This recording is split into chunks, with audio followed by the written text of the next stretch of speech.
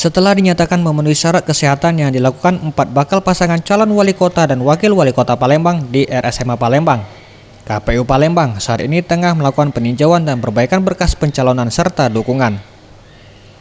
Menurut Syarifuddin, Ketua KPU Kota Palembang, untuk 3 pasangan calon yang mendaftar melalui jalur parpol, untuk berkasnya tidak ada masalah.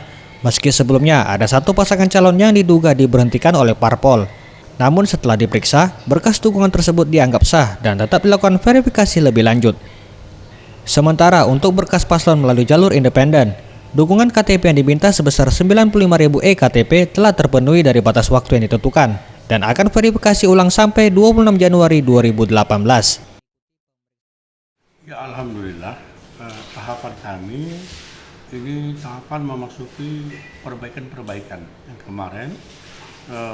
Jadi untuk paslon yang dukungan partai itu tidak ada permasalahan, hanya masih menyangkut masalah LHKPN ya.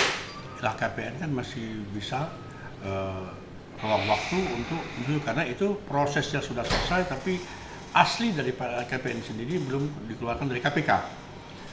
Sedangkan untuk perseorangan itu masih dalam tahapan perbaikan dukungan pasangan calon yang memang kena penalti kemarin dari 47 sekian dikali 2 menjadi 95 ribuan sudah dimasukkan di tanggal 20 kemarin sore hari menjelang maghrib. Itu dimasukkan kena penalti 2 kali lipat.